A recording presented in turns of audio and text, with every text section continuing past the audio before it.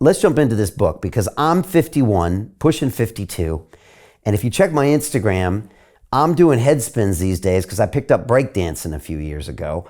Last year, I almost had my first boxing match at the O2 Arena here. I actually called out some 24-year-old punk YouTuber who actually never took me up on the fight. And I feel like I'm in some way living parts of this book, Stephen. So maybe you can bring me up to speed. But as you said, we're seeing guys like Tom Brady, 45, at the top of their game. Kelly Slater, 51 years old, top of his game as a surfer.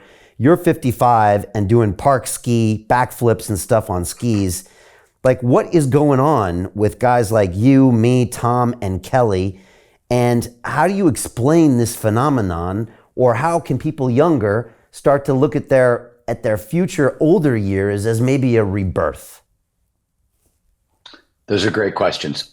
There's a number of different answers. So let's just sort of start big picture and work our way across for them. The place to start is most of us, sort of even including myself, and like I've been studying this stuff for a couple of decades now, but I think before I got into the experiment that underpins in our country, even myself, we grew up and sort of have succumbed to what I like to call the long, slow rot theory of aging.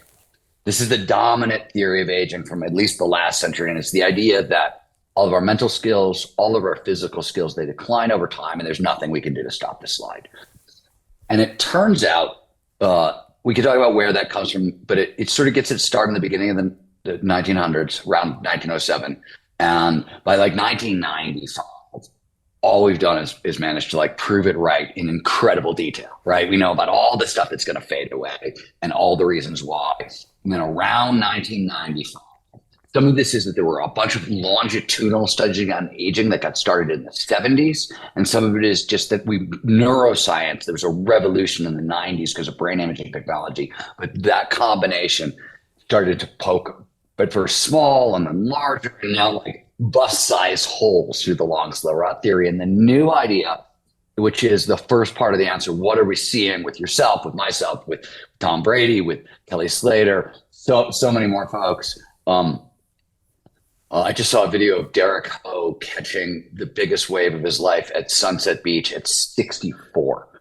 And I just saw the video. And but we now know that all the skills we used to think decline over time, we now know they're use it or lose it skills. And if we never stop training these skills, and this is mental and physical, we get to hang on to them, even advance them far later in life than anybody thought possible. And then you tease part two of that with your lead in. Thank you very much for that lovely intro. But part of it, you said, hey, in our 50s, we gain access to these cognitive superpowers. We can talk more about this. It's sort of our late 40s. There are brain changes. There's genetic stuff. But our brain becomes, if we do it right, a lot more potent and powerful in our 50s. So even the skills that we lost, we can start to perform as if we've retained an even greater percent. So I think we're really seeing that with these folks on the cutting edge.